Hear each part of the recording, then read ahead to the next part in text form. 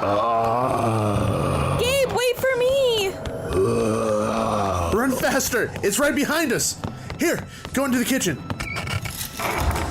What are we gonna do? We can't outrun it. We gotta hide. It's our only chance to survive the night. We can't fall asleep, though. What if it finds us? I think we still have some coffee from earlier.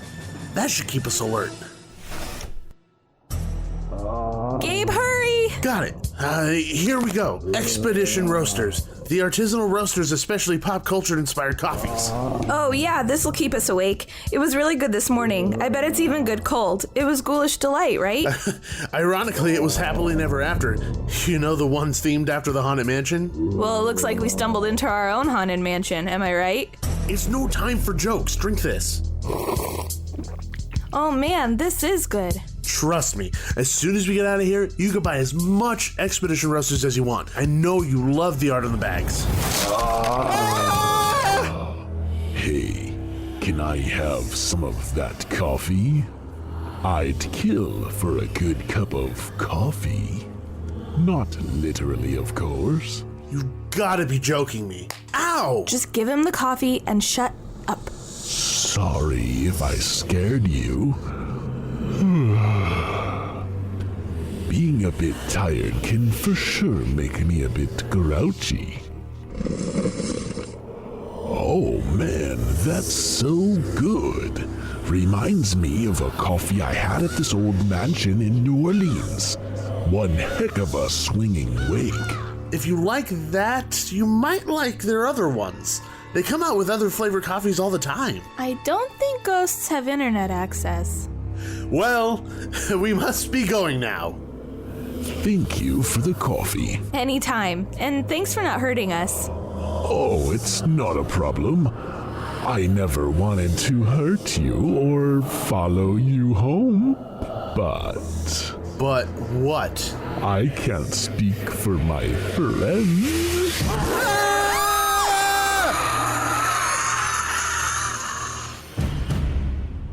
Start your hauntingly good time today at expeditionroasters.com and use coupon code DUO15 to save 15% off your first purchase of Expedition Roasters themed coffees. Brew your happy place. Expedition Roasters, an adventure in every bag.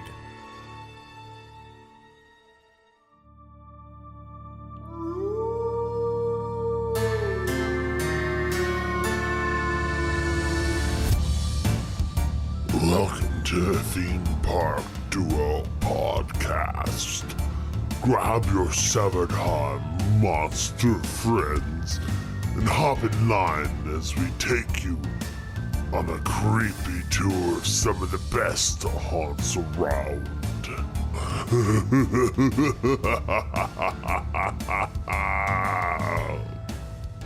Hello, everyone, and welcome back to another episode of the Theme Park Duo Podcast.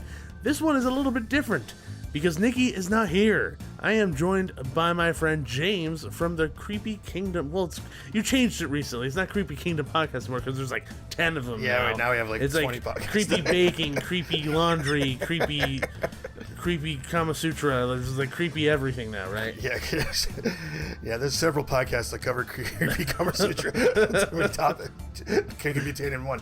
No. Well, yeah. Now the podcast is growing just to be like a full website where we write more articles, and then we turn the podcast into a podcast network to have more themed shows instead of just having the old Creepy Kingdom was kind of a grab bag. You never knew what you were going to get. Yeah.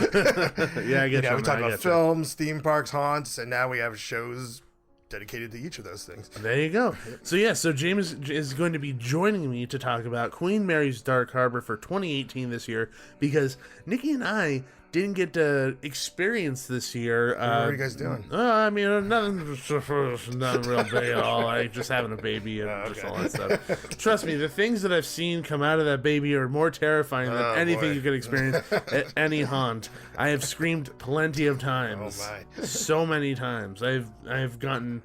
Yeah, let's not get into the details. It's terrifying. It's real bad. Trust me. You don't want to hear anything about it. But anyway, that is the reason why we have not been able to attend Queen Mary's Dark Harbor this year, which we're very sad because it's honestly one of our favorite events of the year.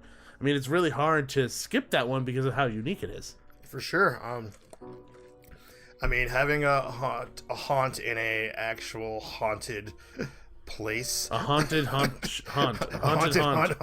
Is that how that works? Is it a haunted haunt, or is it just a haunted haunt? It's a haunted haunt. It's a haunted haunt, and somehow that didn't go through in their marketing. They missed out on that one. Dropped the ball on that one. Dropped the ball a little bit. No, I mean, it's unique, and the quality, I think, is a really big contender to compete with the theme parks, which is why it's on your show, I guess, because it's not a theme park. Exactly.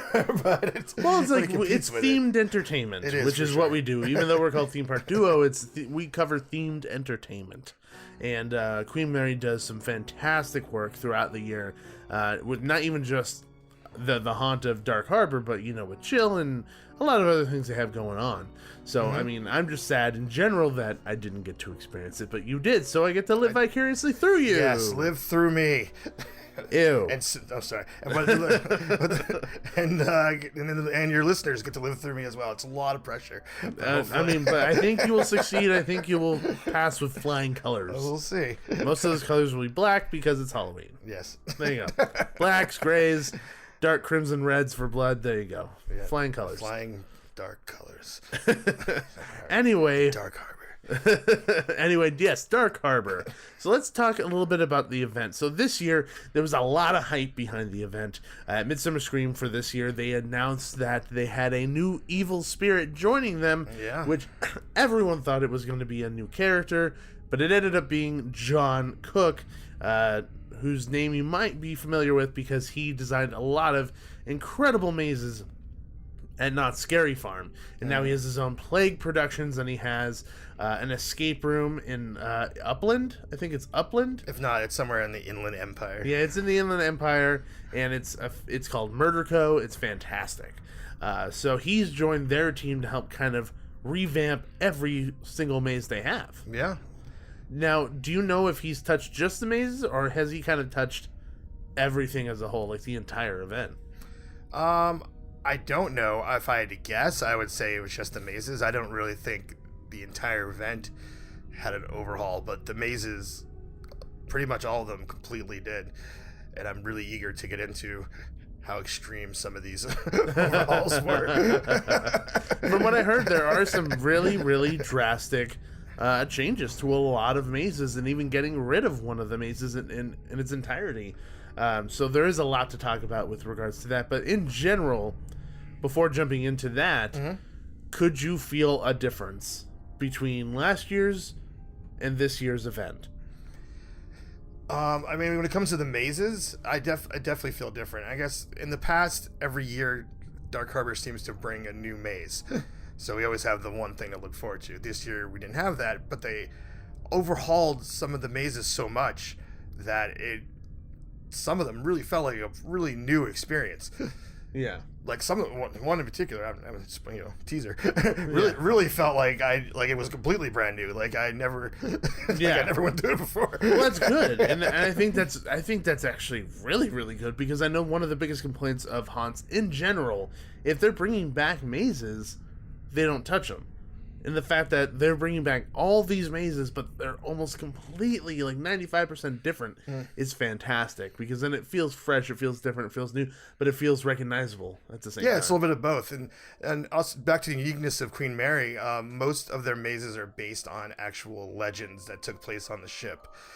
So instead of them making up monsters or having IPs from stuff we know, they're based on legends. So to me, if any place can have returning mazes, it's Dark Harbor, because this is where they live. Like this is where the monsters and the spirits of all these horrible accidents and people that have died on the ship live. So I like going back to see those mazes every year. Hopefully they're a little different, not exactly the same, but I think it's a chance to continue telling a story. Like it's a little bit each year of the same story, and you get what I'm saying? Like it's a continuing chapter. I totally do, and I actually think it's a really valid point that I've actually never really thought about, is the fact that all these Queen Mary characters for Dark Harbor, you have the Captain, you have Scary Mary, you have Graceful Gale, you have Samuel the Savage, Half Hatchet Henry. You know, you have all these different monster characters that are a representation of some sort of story or legend that has happened on board the ship. And I think it's smart to actually have reoccurring mazes based on those characters to continue a story and to develop the character even more. I actually never truly thought about it in that way. And, you know, we were joking about it in the intro, talking about like a haunted ship. Like, we're not joking. This is a legitimate haunted ship. It's one of the most haunted locations in the world. So it's very fitting to have an event like this take place at this location.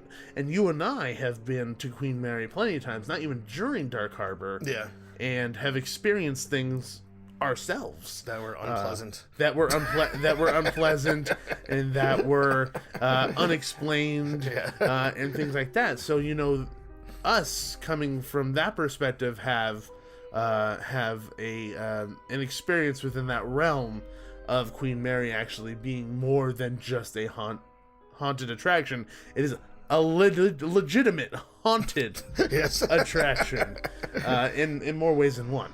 So let's wait no longer. Let's jump into the discussion on the mazes. Do you think I feel like we filled in people who don't know Queen Mary very well what it is, right? We did a pretty good job there. I mean, if you don't know what the Queen Mary is, I guess you could dive into Wikipedia. That is a much longer conversation for the Creepy Kingdom History Podcast, right? Yeah, that one. The Creepy Kingdom History Podcast. Lots of deaths, lots of births, lots of energies, spooks and ghouls and ghosts on board, and yeah, that's pretty much it. Yeah, there you go. That's the quick summary, Cliff Notes version of the Queen Mary, which is in Long Beach, by the way. Yes, there you go. So let's jump into the mazes. So let's jump into the first maze that we're going to be talking about, and this is a feast. So the description for this one says, "Chop, chop. It's time to report for duty as a new line cook on board the world-famous Queen Mary. However, all is not what it seems, as the kitchens have gone dark and the smell of rank, rotting meats fill the air. From dinner service to the kitchens, angry spirits of an evil chef washes back from a watery grave." That means that's an odd statement. Washes back from a watery grave to serve the high-class Queen Mary passengers of 1948. Face the souls of poisoned travelers, gruesome ship staff, and of course the horrific chef now serving the living to the dead. Let the feast begin. So this was new last year, and then it has a summary of the actual character himself. Should I go into that too? Let's do it. Why not? Why not? It's information. If you're having fun. Chef, the most loyal yet gruesome spirit to be summoned by the captain, has overtaken the kitchens once more to ensure the ship's trapped souls are well fed. With more than 200 spirits confined aboard the historic luxury liner, Chef is always looking for different flavors to add to his gore-filled cuisine. After rumors of missing soldiers and crew members spread throughout the ship during World War II, all signs and trails of blood led back to the depths of the kitchen. Upon the realization that the crew had been eating human meat, mutiny arose, and Chef was brutally cast into his oven and left for dead. But now he's back. Next item on the menu? You. Be careful what you drink. That's weird. But anyway. Should have been eat, right? Yeah, be careful what you eat. Yeah. Like, I feel like you know you're going to be drinking blood because it's very viscous. Right. Very viscous. But, so this is actually another example. Like, this character is based off of a story on the ship. Yeah. Apparently, some people in the kitchen got really pissed off and threw this guy into an oven. Like, that's a real story. Yeah. So, how does this year's version of Feast live up to the standard from last year? Because it got pretty good reviews last year. Yeah, I wasn't too into it last year. I didn't hate it, but it wasn't really blown away by it.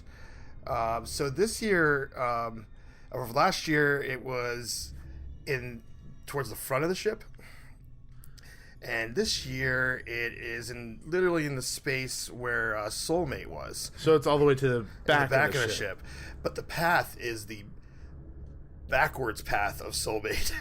That's awkward. Yeah. So you come out going down the stairs then. Yeah. So yeah, because originally Soulmate you would go up the stairs and go in, and then come out on the bottom. Yeah. Okay. Yeah. Gotcha. So there's that.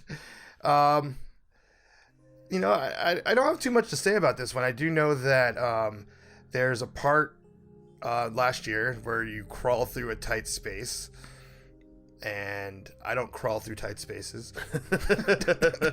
So The last time you did that, you were being born. yes, that was. Yeah, And after that was a traumatic experience for James. One and after time that, only. One time only deal for him.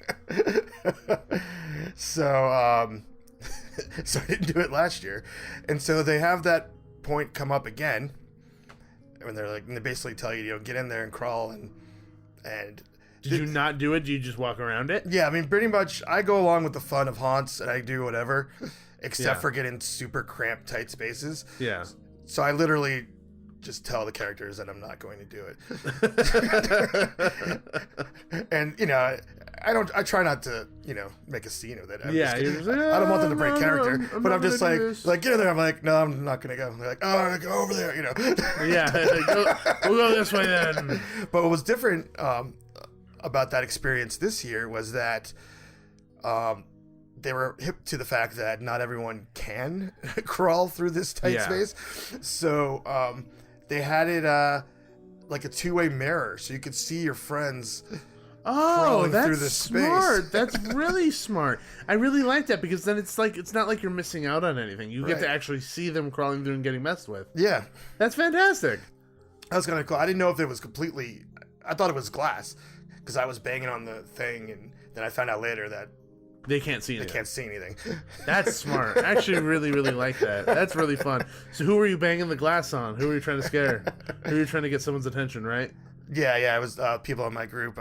You want me to name the I don't care about them. No, it was people I knew. I wasn't a stranger. Hey, you stranger! Hey, you! The way that they described being in there, though, was that it was glass, but there were meat grinders underneath where they were Oh, crawling. that's fun. So I don't think that was part of the crawling last year either. No, it wasn't. It was like an oven last year. Okay. That's what I remember it being. Like, you crawl through the tunnel, you end up in an oven, and then you have to get out Okay. of the oven. That's what I remember it being last year. So, actually, I really like that interpretation of it this time. It sounds like they actually, like you said, they came to their senses and they realized, well, not as many people could crawl through, not everyone could do that. Right. And we don't want them to miss out on this opportunity to actually have fun. Yeah, I mean that was completely for those people, right? Yeah, no, yeah, I think that's awesome. I mean, I would personally want to do it twice just so I could do both versions. Right, but you couldn't see everything. It was just like it was just a piece of it, which made me even think that it was just for the people looking. Because if it was for the actors, the whole thing would be visible, I would think. Oh yeah, 100%. You're right. Other than that, were there any other standout moments to you in this maze? The music was very intense. Like it was getting faster and faster.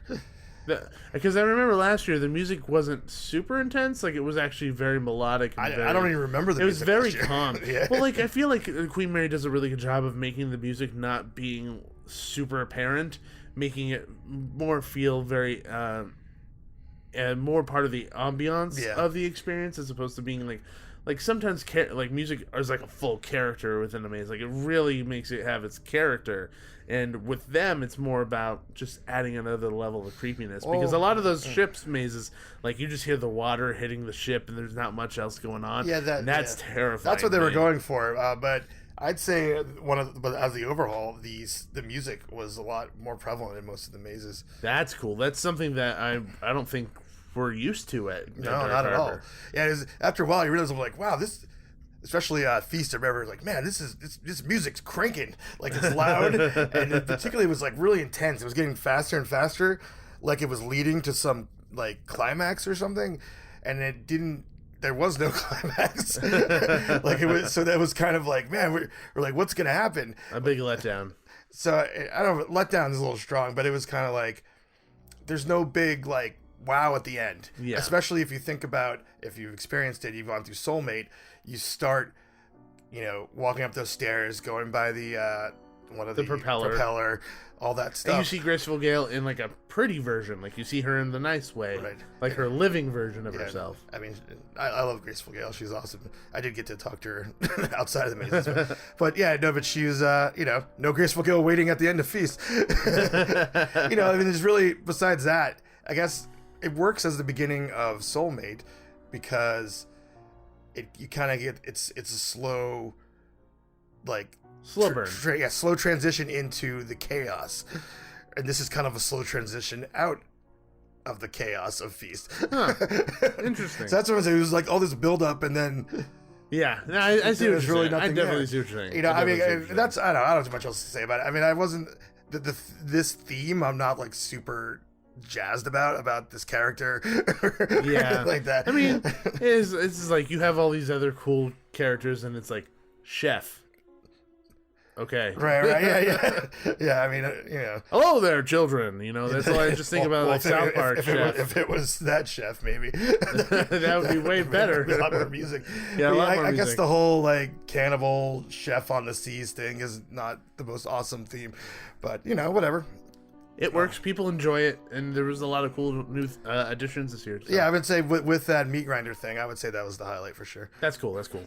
So moving on to another maze on the ship, which actually before I jump into that, because I want to say that Feast last year gave me the worst scare that I think I've ever gotten any maze that I've ever gone through. Really, where was it? The worst one. It was in the freezer section last year, and on one section, on like you're walking through the kitchen, and on the left there's two people holding each other who were like frozen, like hugging. And then on the right there's like a whole bunch of like schmutz on plates and stuff, you know, like eyeballs, and there's like a monster roaming over there. So I looked to my left, and listeners have heard me tell this story all the time. Like I've mentioned it like many times. But so sit tight, people. To the left there was those people hugging. I thought they were both fake. I thought they were 100% fake. One of them was fake. The other one was real. And so I looked at them, and they're maybe a foot away from me. So they're not far away at all. Yeah. And then I turned my head to the right, and I'm like, oh yeah, haha, eyeballs and plates. And as I turned back to my left, the woman was like right in my face, just waiting for me to turn, like almost nose to nose. And I didn't scream. It was like this guttural noise that I've never heard myself like make before. It was like, like it sounded like I was pooping almost. Like it was weird, dude. Like I've never been so scared and like scared in my life. And I was holding hands with Nikki, and like she's told me my hand got sweaty, and like I gripped it real hard, and I was like stumbling. She knew that I was scared because normally I'll go like and then I'll curse at them because I think it's funny. Right. Like not like, how dare you, like mad. I'm just like, damn it, like you got me. Yeah, you got me. You got me. You know, and this was boy. way different, way different. So that was the worst scare I've ever gotten in any haunt ever. Wow. And it was in Feast. So I was very curious to see how it kind of changed this year. Yeah, I don't remember being scared at any point during that. Do you get maze. scared at any point in any haunt, period? I mean, we're both veterans of going to these things. Jump scares, you know, you expect them, right? I will say that there was a maze coming up at Dark Harbor where they got me really good. I was like, wow, it's like... You were surprised. You were happy because, Yeah. like, for us, it's like, if you get us good... we're elated, like we're beyond happy because it's hard to get us. Right, yeah. I think also with Dark Harbor, but that's different. Every haunt's different, but I would say with Horror Nights, like you could anticipate it at Hollywood, particularly. You could participate every jump scare. I can't think of any time. Yeah, you know when they're coming. You know when they're coming. It's very obvious to me. But with Scary Farm, I think they're really good at misdirection. They're constantly getting your attention away so that someone else could get you. And while I didn't see them there because my attention was away, I can't say that they scared me. Did you say Scary Farm? You mean Dark Harbor? No, I was just. Oh, okay. I was just comparing the. Gotcha. With Dark Harbor, particularly this year, you can't anticipate exactly where they are, and there's not necessarily misdirection. It just could be anywhere, especially on the ship. There's a lot of alcoves. There's a lot of items they could be hiding behind. There's lots of shadows. You know, I remember in particular in one of the mazes on the ship, there's just this long corridor, and it's just you see the light at the end of it. And there's light on this side that you're starting on, but the whole corridor is just like pitch black. Yeah. And you're walking through it, and there's a woman like arching herself over the walkway so you can't see her when you're looking through it, so she'll like drop right in front of your face because she's standing on the ledge, right, which is fantastic. I mean, yeah, it seems like that's not safe, so that's seems very not safe, very not safe, but it's great, it works. So yeah, but there was something that happened in one of the upcoming mazes that that got me good is probably so far the most legitimate scare I've gotten this season. Wow. I still have more. That's heavy. Yeah, I still have more experiences to go for those seasons. So who knows what's gonna happen? But I'm just saying. Yeah. That one I was like, wow. Which we're not there yet. So We were talking about how we can kind of predict the scares at Horror Nights. Mm-hmm. In Poltergeist, you know how they press the button, it's a loud noise, a loud light, and then they pop out and they're like, blip, no! Because that's the noise they make. Yeah. They go, blip, no! In one of the dark hallways, the guy who peels his face off, he had one of those pop-outs in the dark hallway. But instead of him pressing the button and the loud noise went off and then he came around and jumped out, he was already in my face. He was just waiting for that noise to go off. for the light to go on. Yeah, and it scared the living crap out of me, dude, because I wasn't expecting him to do that. Which, to me, that was a refreshing take on it. But, I mean, like you said, it's pretty predictable. It was been. As you bring it up, I love the Poltergeist house. To me, that was one of the top 3 of the night. To me, it's the Universal Monsters was number 1, then Poltergeist was like number 2, and then number 3 for me was like Stranger Things. See, I put Trick or Treat in the top 3, mostly because I love the IP. I love Trick or Treat. Trick or Treat's one of my favorite Halloween films, but there wasn't enough Trick or Treat in it. It was mostly black hallways. But we're moving on. I know, side tangent. Side tangent. There was like 95% black hallways and 5% Sam. 95%. It was like 98% black hallways, man. It was like Black Hallway the movie. So well, I can't wait till they get that movie. yeah, they're in their element if that's the case. I'm just joking around. I'm just being harsh to be harsh. The next maze that we're gonna be talking about that is on the ship at Queen Mary is B340. A series of inhuman crimes tormented the Queen Mary passengers during a routine cross-Atlantic voyage in October of 1948. Follow the lead detective on the scene as he uncovers the evil truth behind one of the most notorious criminals to ever invade the luxury liner, Samuel the Savage. The investigation follows a sinister journey filled with terrifying twists and turns that point to the most infamous stateroom on the ship, B340. The Queen Mary's most sadistic resident, Samuel, is here to remind you there's always more than meets the eye. Having made headlines around the world, only he has the answer to what truly happened on October 17th, 1948. According to the ship and police reports that that fateful event, Samuel was deranged and dangerous, not only to passengers and crew, but also himself. After his brutal and bloody rampage against passengers and staff, Samuel was captured and locked in stateroom B340 until the ship was docked the following day. When police arrived and entered the room, the blood-soaked walls, cruel carvings, and subsequent missing persons report launched a mystery that to this day remains unsolved. Now, for me, this one was one of my favorites on board the ship since its inception. I've always loved B340, and I think partially, at least in years past, the reason why I've liked it is because it's a little bit more cerebral than most of the other ones. It isn't like, okay, well, there's a killer chef out there that's killing and torturing people, and we're literally seeing the works of that, eyeballs and plates and stuff. Right. You know, he has chains on him. Like, that's one of his characteristics. And in one of the opening scenes, at least in the prior years, is you're walking through those chains, like giant versions of those chains. There's monsters hiding in that, and then you kind of go through, you know, memories of his and his psyche of like going to church and evil nuns and all this crazy stuff. So I've always really liked it for that. And from the description, it sounds like this one is one of those mazes that has completely changed, like from top to bottom. Yes, I've been waiting. I gotta go get this out. I've been waiting. This is the one you were excited about? Yeah. So first of all, I had a completely opposite reaction to this maze in the past than you did. This was one of my least favorite ones because I had never had any clue what was going on. Well, it's okay that you're being wrong. I mean, being wrong is totally okay. Yeah, yes, okay, thanks. Like, I always was like, what is happening? It wasn't until maybe like a few years of going that I was like, oh, that's the stateroom where, you know, that's the most haunted place that was closed off for years. So that adds a little bit to it too. But everything you just described, like visions of nuns, all this stuff, I didn't pick up any of that in the maze. I was just like, they're just random stuff. I don't know what this number represents. Like, the maze never explained it, like just going in cold. And I guess you're right. Like everyone's like, "What's B340?" I literally had no idea. I just know that maze always had like human skin peeled off all over the place. Yeah, it was a very gory maze. Very gory. That's I'm like, oh, the bee whatever maze with the skin. That's what I thought of. Bee this. whatever maze with the skin. That's what I thought of before this year. That's fantastic. This year, this may be the best maze of all of the haunt season in Southern California. Really? That's a huge statement. It's definitely. I have just another one I'm tied with, and I keep going back and forth. But I was like, the pendulum, it's this close, Yeah.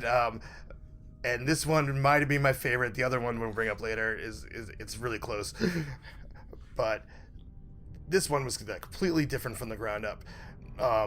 So number one, it's kind of like you're following the trail of a detective that's trying to crack the case of Samuel the Savage. So there's lots of narration. Oh, so the audio has narration going on, or are there actual characters? No, there's audio. The audio has narration. Oh, that's different. That's cool. I like that. Yeah, so right there's a lot more explanation of what the hell's happening than would have ever been there Literal before. exposition. Yes. The music is absolutely incredible. It sounds like you're in some like 80s crime drama. And I don't mean 80s like TV. I don't know. Just I love like dark electronic music and everything, and that's what it sounds like. It's just this pulsing beat, and it really sounds like an 80s movie.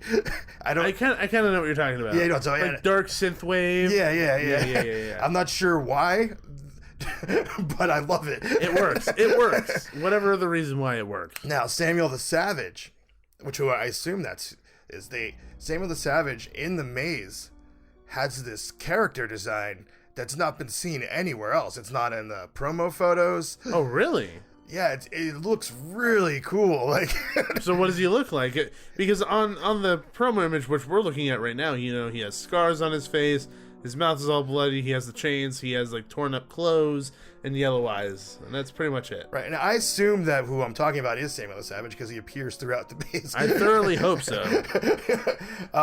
He seems to have this hybrid of like his face morphed into like a mask, like a gas mask. What the heck? Like, yeah, it's really bizarre looking, but it's also really cool. I can see that. You know, and the first time we saw that character, I was like, well, that was cool. Who is this? And he kept showing up. I didn't see the image of what's on the website anywhere in the maze, so I just assumed that that's really what Samuel the Savage looks like. It's a really interesting. Yeah, that's odd because like, well, one, the image on the website. This guy actually doesn't work at Queen Mary anymore. He's actually in the Arkham maze at WB. Oh wow! He's the first Arkham Asylum inmate that you meet after coming out of the elevator. Like that's that actor. Wow. So yeah. So that's basically they're that 100% is associated with the old maze. A different person completely. But then also like at Midsummer Scream, they had another person, but in the same style of makeup.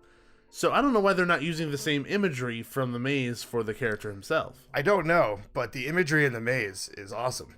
Maybe it's because the imagery in the maze only fits within the maze, and it wouldn't necessarily translate out of context. Because if you think about it, like all these characters are rather straightforward. Yeah. Like you would need a lot of explanation for that. I guess. Who's this MFer with the gas mask face? This is Gas Mask Man. I mean, that's what we thought. That's what we were asking. We're in the maze. Well, because he shows up so many times, I'm assuming it's him. Yeah, I don't know. But yeah, there's one part. There's like a bunch of neon lights going on. That's another 80s thing. I don't know. This story definitely didn't take place in the 80s. Yeah, according to its description, it sounds like it takes place in like 1920 something or other. Right. Like I don't understand how that. In 1948. Apparently, in 1948, they like dark synthwave and neon colors. You know what? And this might be a stretch, but it seems like this is a maze that is based on a fictional movie because the movie doesn't know movie exists. that was made in the 80s about Samuel the Savage. So that's a better way of explaining it. Yeah. I totally get that. I totally get that's that. that's totally what it is, and it's so cool. If it works, it works. And it sounds like the reinvention of this maze really helps tell the story better than it did before, so that people who are unfamiliar with what B340 is, who Samuel the Savage is, now have a better understanding, because the storytelling is so much better. 100%. Like, it completely from the top to bottom, storytelling 100% better. And then on top of it, just aesthetically having a maze that, correct me if I'm wrong, is visually completely different than a lot of the other mazes that they have on board. Oh yeah, like that's in the past you would say the Dark Harbor mazes have a very similar Yeah, look to it. especially all the ones on the ship, because they usually let the ship be the ship. Right. But but this one definitely stood out like dramatically. That's cool, and I like that they're kind of differentiating their mazes visually from one another, at least within this context. Not everything else, because I haven't had the conversation yet, but at least within the context of B340, visually it is different than the rest. I mean, for the most, and it's true. There's not really any other ones that are like so drastically different. Yeah. This one, I don't know why they decided to maybe when they decided to redo this one, a lot of people felt like I felt like they're like, I don't know what's going on here. And they're like, all right, let's just start from the ground up. People at Queen Mary were like, what's B340? Yeah. I don't even know what this is, man. What is B340? We've been in B340. Yes. I never want to go back No. to B340. No, Never, I'm ever again. I'm totally dandy without ever having set foot in that room again. I'll walk by it. Totally okay with that, but I never want to go back in that room ever again. Yeah, we were in there for like a long time. We were in there for like an hour and a half. I felt very ill. I did not like being in there. We were there with like 20 people too. Well, like, there's a lot of people who are like, I don't know what you're talking about. I feel fine. It's like, I'm going to puke on you then, because I feel sick in this room. Yeah, it's So I don't know. very eerie. Yeah, very, very. But that's a whole nother conversation for a whole nother podcast, which I've actually already had one about that. So it's not for another podcast, because it's already a podcast For that one of the exists. past. All right. Yeah, there you go. For one of the past. There it is. Okay, so moving along, there goes the motorcycle, because this is Los Angeles. Does your mics pick up? Oh, yeah, it makes it up. Are you kidding me? 100%. I have music playing in the background of all my episodes, and you could still hear that crap. Wow. Yeah, so life goes on. I just kind of leave it. Even when I did Park Fanatics, I was like, it's part of the ambiance. It's the LA ambiance. traffic. What Yeah. can you do? Just like you're in LA. It's just like the listeners right here in LA with you. Yeah, it's like you're actually in traffic with me. Not that I'm recording this in traffic or anything. But anyway, moving on. The next maze that we're going to be talking about is Lullaby, which was actually, to me, one of the scariest that there is, just based on the subject matter. It's super creepy. Yeah. But Lullaby, and the description for this is, it has been long rumored that Mary, the little girl who drowned in the Queen Mary First Class swimming pool in 1952, has haunted the dark corners of the luxury liner since her untimely demise. Many experts theorize the haunting derives from Mary's spirit attaching itself to the little girl's stuffed toy bear. Perhaps the bear holds the gloomy secrets behind the wicked ghost of Scary Mary and why she still sings her eternal lullaby. Then there's some more. My mouse got stuck. Many spirits linger in the first-class swimming pool, but Mary is the youngest of the ship's collected souls and the most playful. With her teddy bear in one hand and the other reaching for you, she is always seeking new friends to play with, whom she can keep forever. Forever. Though her life came to a tragic end, after drowning aboard the ship in 1952, the sounds of an eternal lullaby and sightings of a young girl have taken over the ship once more. Mary's untimely death launched international paranormal investigations that resulted in the presence of an ominous vortex near the changing rooms, acting as a crossing point for all spirits. When playing games with Mary, be sure she's not leading you down a path from which you won't return. All these descriptions are like very detailed, like really detailed. Like, this is what people need to read before going, seriously, because it gives you a really good example of what's going to happen. For sure.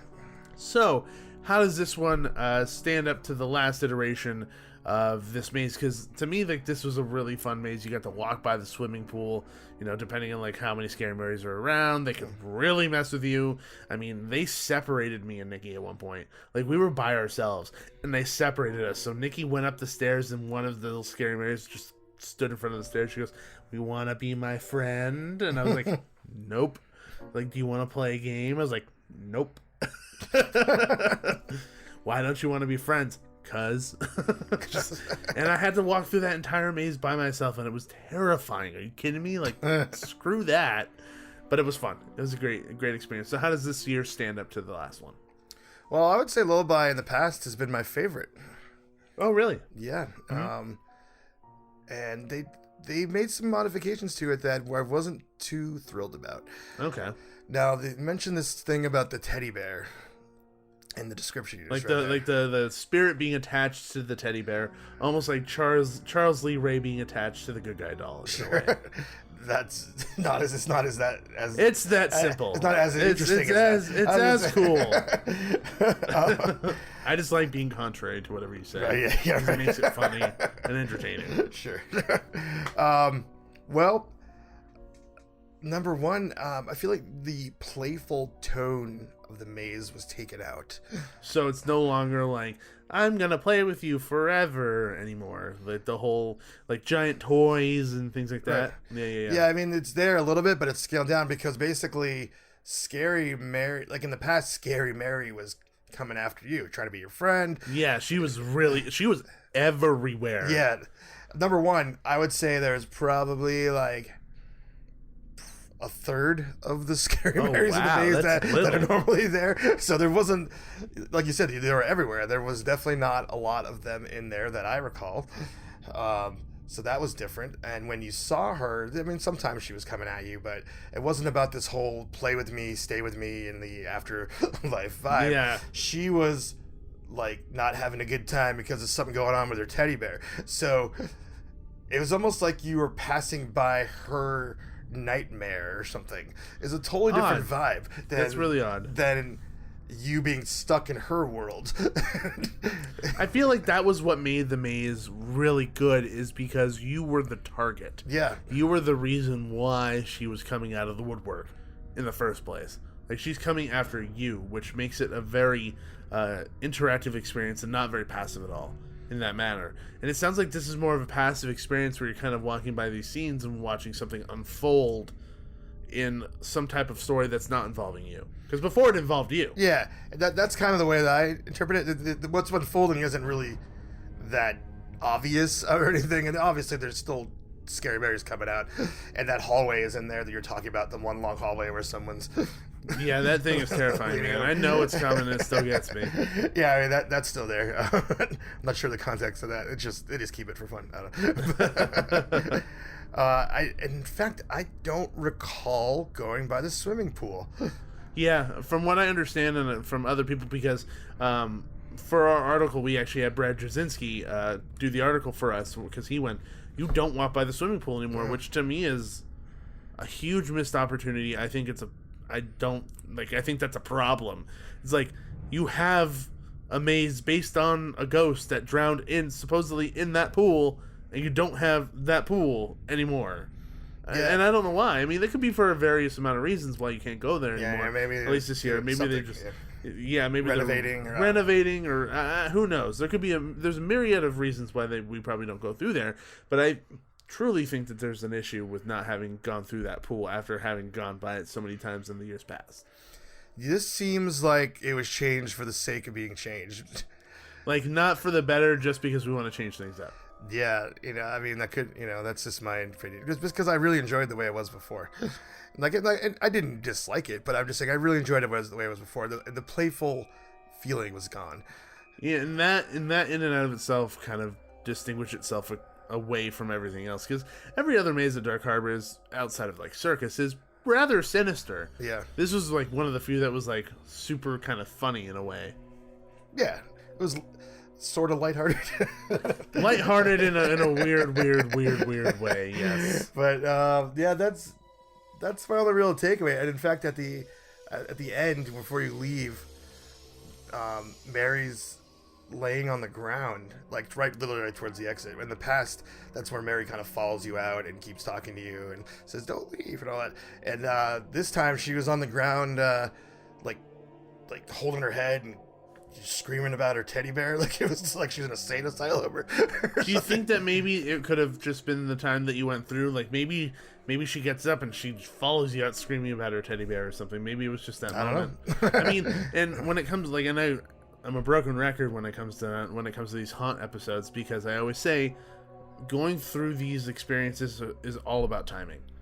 All about timing. Oh, sure. Because you could go through the worst possible maze ever and get the crap scared out of you like crazy because you just happen to catch it at the perfect timing. You could go through the best maze ever and not get scared once because of just poor timing.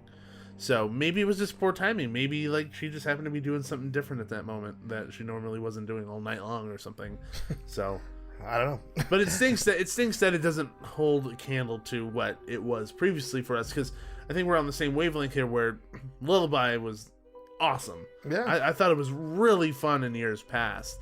So it kind of stinks that they changed it like that. Yeah. And I think I said this I say it on my show, and I'll say it here. Any criticism that they're giving these haunts is just because we love them so much. It's not like we're just like bashing it just to bash it. It's constructive criticism, and it's also just personal opinions on this. I would never bash an experience just to bash an experience.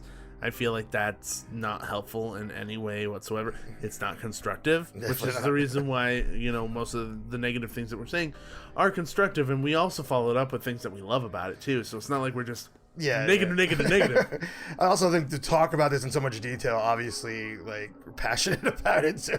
Yeah, I mean, clearly we care. We care about it a lot, to the extent where we're bringing up these things, So, well, if there's what was anything noticeable for you from this maze? What was the takeaway? What was some moment that you really liked? Well, one thing that was different.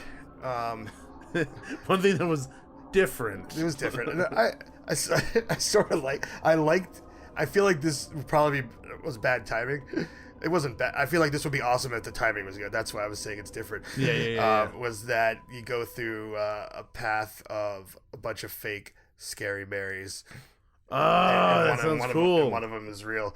That's great. But what I was walking through, the real one wasn't pretending to be fake. Oh, man. So that's what I'm saying. I feel like that could have been really awesome. Yeah, definitely. She was like directing traffic. She was like, keep walking. Like, that's literally what was going on when I went through that part. Oh, no. So maybe people were like not walking right before I got there. Maybe somebody was causing problems. Yeah. Possibly. So I don't know. I'm just saying that was one of those. One of those moments. Yeah. That could have been really, really cool. Yeah. So, okay. So moving on from Lullaby, we're going to come off of the ship and go to one of the mazes that's been there for a really long time. And for me, wasn't one of my favorites for a long time until last year, where I actually felt like it was different enough for me to enjoy it to a certain extent. But this was Nikki's favorite in years and years past. So we're going to be talking about Dead Rise. I was like the whole time, like, what is it? I have it up on my computer, dude. Like, you can see my computer. I was looking at the photo, and I'm like, I don't recognize the base for that photo. It's the upside down dude. This is Half Hatch Henry. Oh, that's what it was. He's new, though, right? Half Hatch Henry is new this year, right? No, Half Hatch Henry has been there. This is his maze. Oh, okay. But you never see him. That's what I thought. But, yeah, this year was the first at Midsummer when they came out. That's the first time I remember seeing him. Yeah.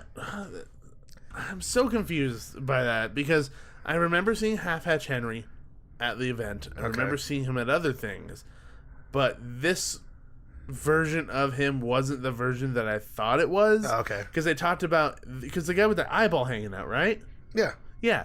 So they said that he got stuck between two doors, like, which is based on a story from the ship. Somebody was playing chicken and got squished between the doors. Right. But that's not the story that I thought about this guy. It might be different. Who knows? I have no idea. But that's not the Dead Rise story, is it? I'm so confused. The Dead Rise story is about like a warship. A warship that the people died on it. I thought so. I mean, I could be wrong. What do we know? Anyway, so well, it's written here, so let's find out. All right, let's see what it says. Let's see what it says. The Gray Ghost rises once again, set out on its annual ghastly. I keep thinking that I'm missaying these words, but they're very easy words to say. Its annual ghastly voyage damned to its eternal battle on the living.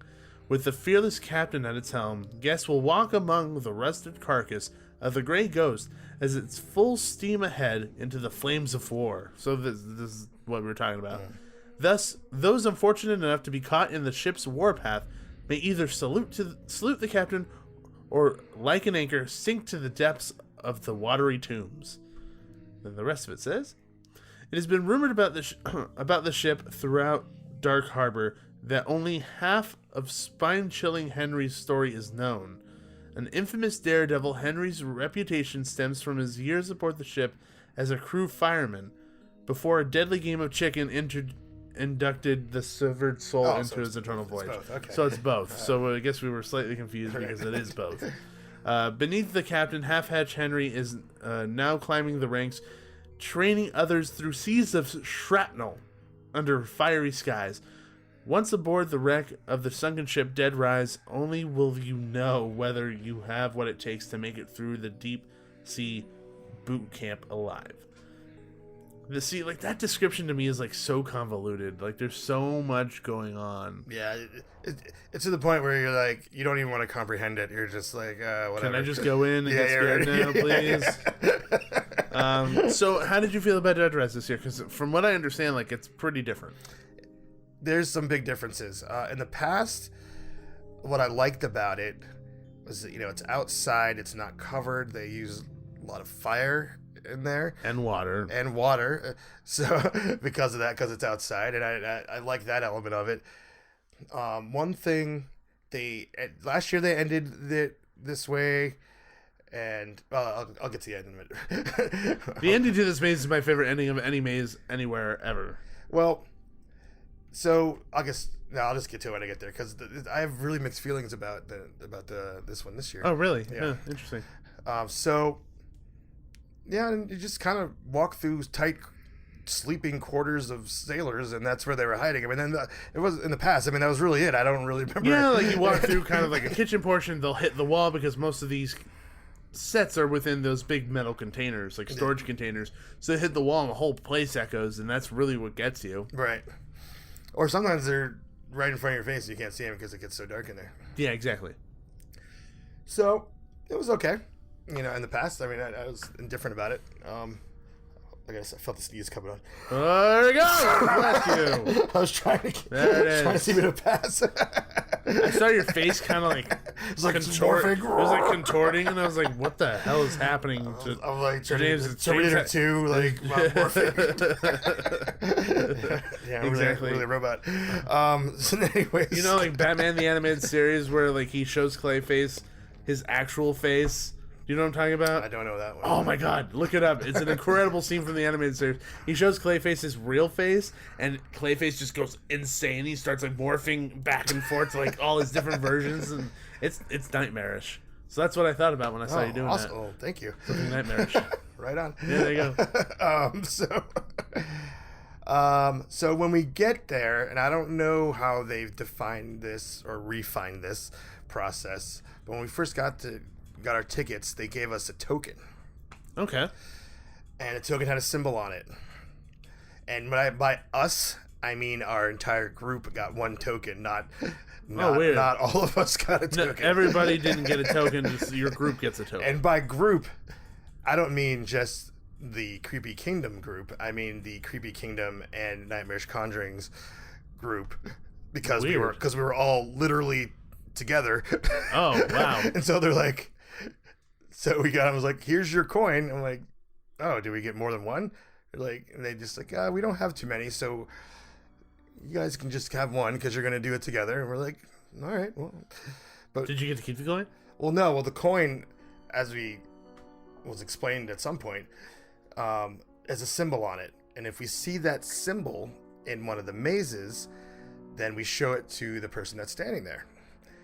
And that person, at that point, will then reveal a door, and that's how you access the secret bars that are inside the mazes. Oh. But so you have to have these tokens.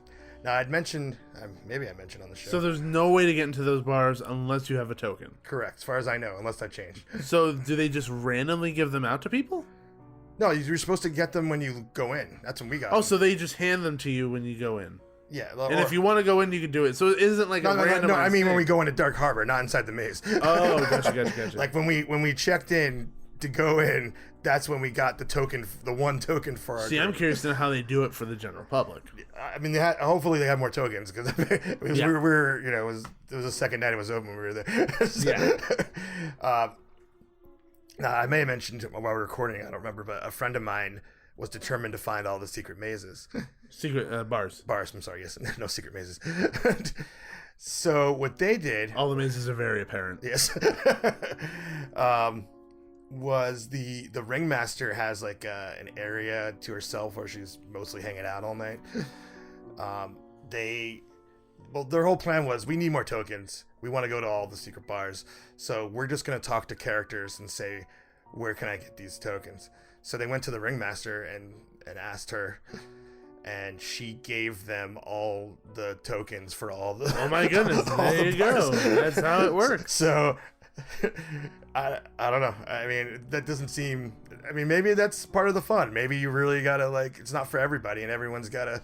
I think that's fun. I actually kind of like that a little bit more, because I know that last year, or at least we're kind of jumping ship off of Dead Rise and moving to other stuff, but just a brief talk about it. I remember last year, at least in Circus, there was like a Zoltar character you had to talk to and kind of convince to let you in to the secret bar. I didn't even know that happened. It's like you walk by a hallway, and down the hallway is like a Zoltar machine. I was like, what's that? I don't remember seeing that. I was like, me and Nikki were just standing there. I was like, what's that? And she's like, I don't know. Let's keep going. I'm like, no, let's go over there. I'm like, what is that? There's a reason why there's a long, like, it's there. Like, there has to be a reason. So went over there, started talking. She was like asking me weird questions and stuff, and I felt really uncomfortable. And then they let me into a secret bar. Huh. So it's just... That's just like if you wander. That's if you wander off, then you get a bonus thing. Yeah, I actually I don't mind this. I mean, yeah, it kind of sucks that not everybody gets to experience it, but it does make it very unique and special more now so than it did before. My only gripe there is that not everyone should experience it, because then what's the point? But I felt like they should have given a lot more clues on where to find it or who to talk or whatever. Like that was they just did that of their own accord because they're just trying to say good luck. Yeah, they're just like, you see this symbol, get in there. So I don't know if that's something as the event has progressed. I mean, this kind of thing is a very new thing. I mean, I've never even heard it before anywhere. Having like secret bars inside of. Well, they had it last year, but I mean, like, yeah, it is a very different concept. Yeah. The logistics of doing that is not. There's no precedent for it, is what I'm saying. Exactly. So, anyways, so we get into Dead Rise. It's so far looks like it always has, and then we reach a point where we see the symbol that was on our coin. So there was a person standing there. So we show them that, and they open the door, and lo and behold, there's a secret bar. There's a secret bar, and we were just there just to kind of be there because it was fun. We were drinking and hanging out there. Yeah. But one of the things that they had, which made it really cool, was once you get to the bar, it's kind of elevated up. You go up some stairs, and people in the maze are like below you. Oh, fun. So for people that didn't get to the secret bar, they just see like people sitting at a bar up above them. But what's near the seats over near the edge there are these buttons. And if you press the buttons, it causes smoke and steam and this loud noise to come out of this barrel. Oh, that's fun.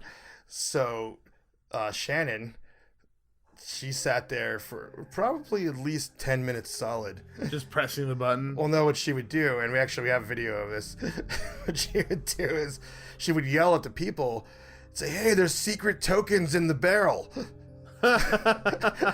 So they would go look, and then she hit the button. That is messed up crap, man. That's funny. That's really funny. Yeah, she was very much enjoying doing that. We had to pry her away from that. So that's the secret bar. Yeah. So other than that, what else is different about this year's iteration? So it was pitched that there was a huge obstacle course in the middle of the maze, which doesn't sound fun to me. And it was also, the terminology that was being thrown around was American Ninja Warrior, which also doesn't sound fun to me. It sounded like a lot of fun to some of the people in our group.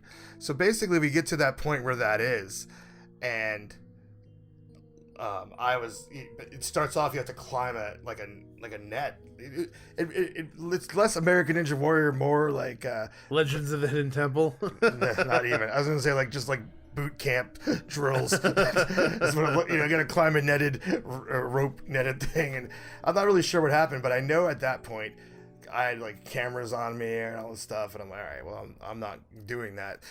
Yeah. So I split from my group, and if you don't go the obstacle course, there's just like a bunch of random barrels and stuff in this open space.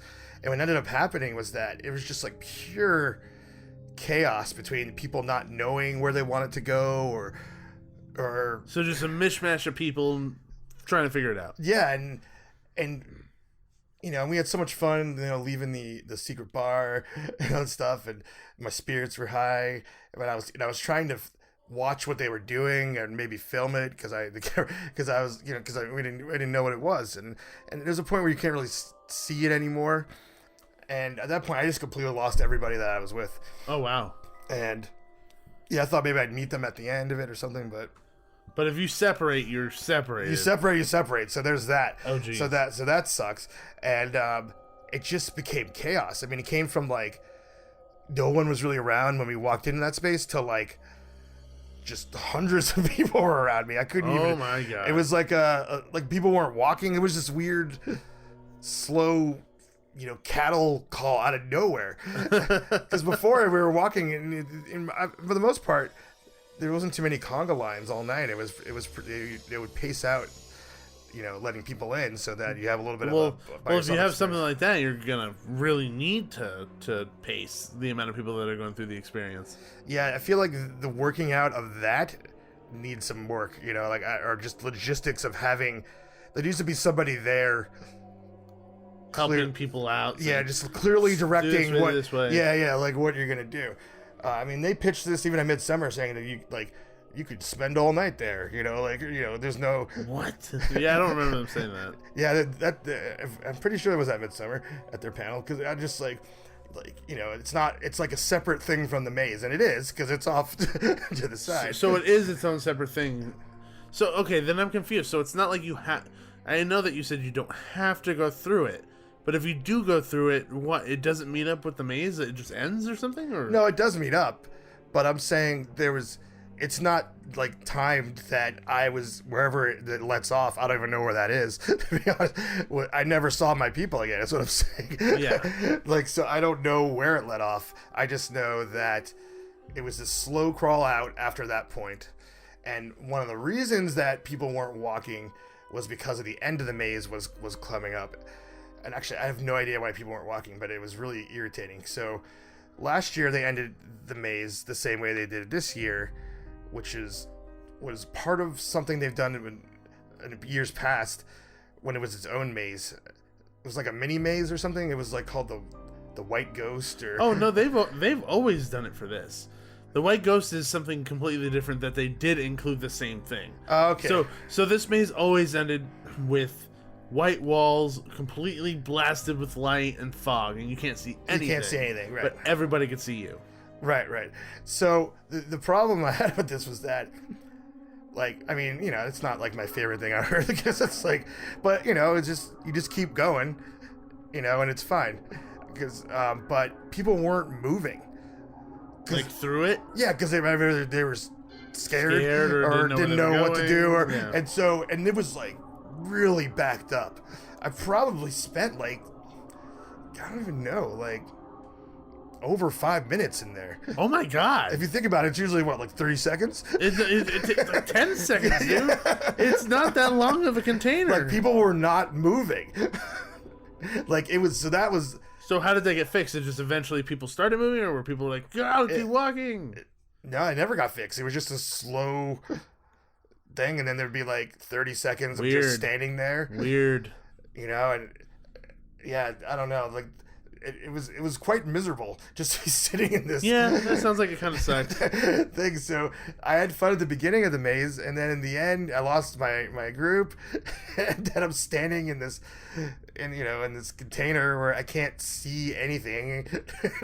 It's all fog anywhere, and I just barely see the person in front of me, and they're not moving, and I'm just kind of like, you know, if it was one of those things where like I could see, I would like probably would have walked around them just to like I don't know what the holdup is, guys, but I'm leaving. Yeah, no, I feel you. They're just actors, like. They're not real monsters, people. One thing that was funny though is that somebody behind me said, "I can't see anything," and then one of the monsters out of nowhere was like, "That's kind of the point." Which is one thing about Queen Mary that I really like, is that their monsters are sarcastic. Yeah. Like they're not just like boo scary people. Like they'll verbally assault you if they want to. Not in a bad way though. Right? Like, No, it's not. Make fun of you. It's all in fun, of course. They're sassy. Super sassy. Oh my god. So it sounds like the maze just needs better operation. Operationally, it needs to be a little bit better. Yeah, I think if the operations were better, I would have had a better experience at the end.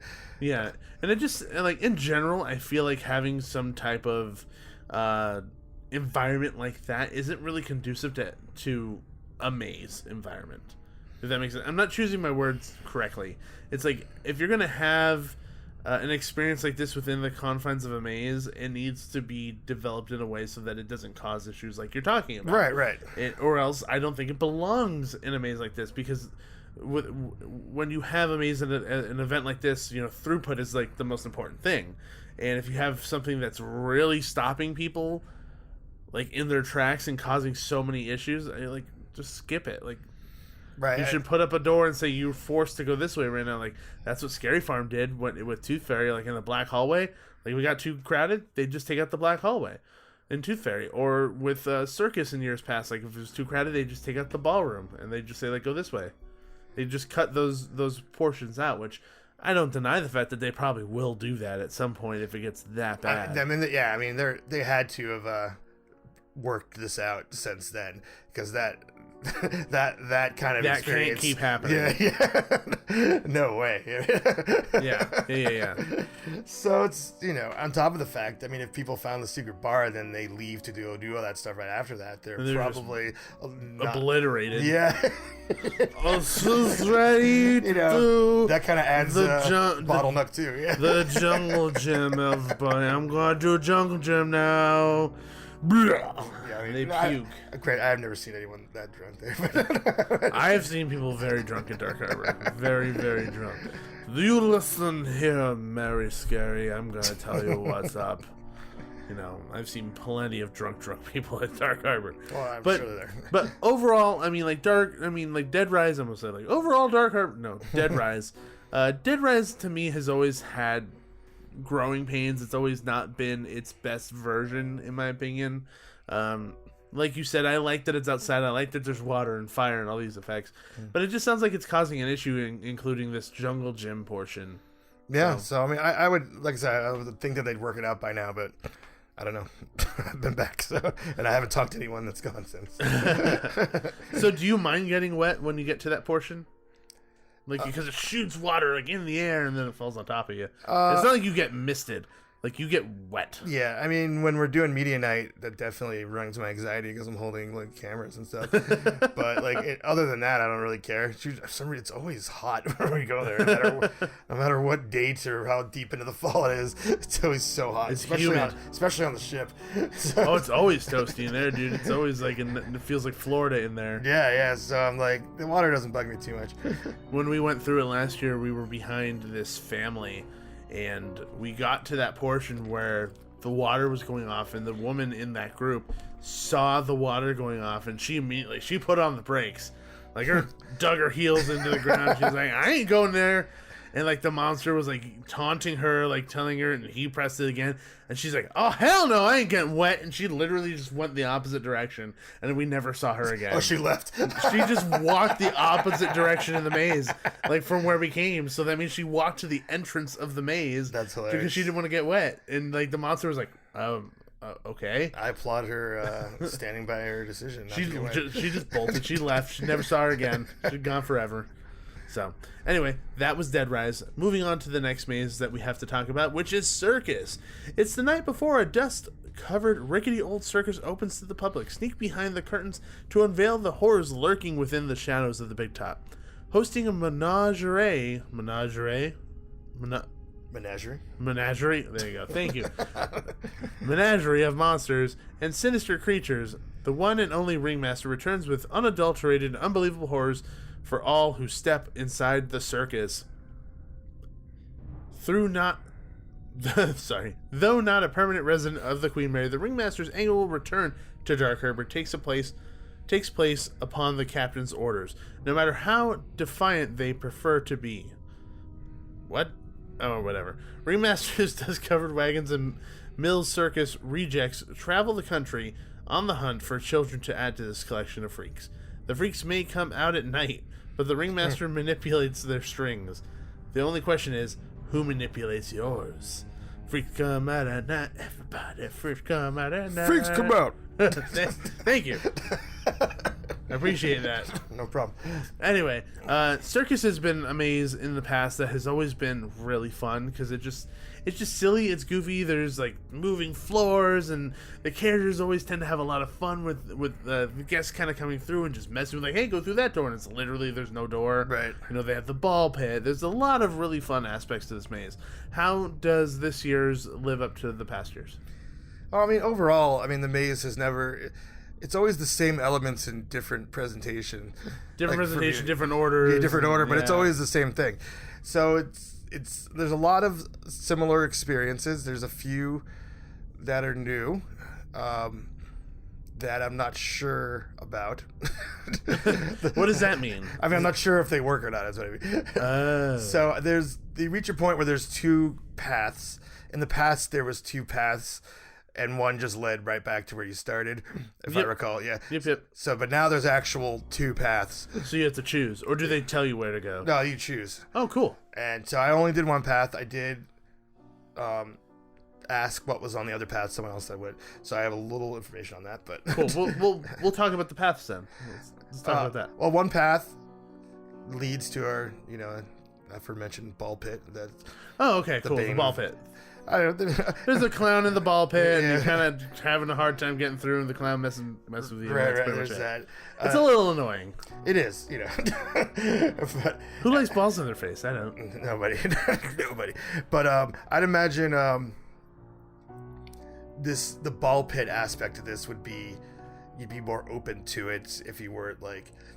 If you're not media. If I went through that ball pit when I just had nothing on me, yeah, you're just like whatever. It'd be a bit different. It would be your disposition would be a little bit better. Right. But so that's why it's so take it with a grain of salt. If you want to, you can probably have fun in the ball pit, but it's not that deep. But you can walk through it. It's not really a ball pit. It's a room with a bunch of those balls. It's not like a pit where you're waist deep. Yeah, like you're wading through them. No, it's not that intense. But it's pretty ridiculous. It's enough balls to make you annoyed. Yeah, for sure. Apparently, the other path had the thing I really hate, which is those big balloons you have to squeeze through. Oh, the walls, the inflatable walls like they have in Paranormal Inc. Yeah.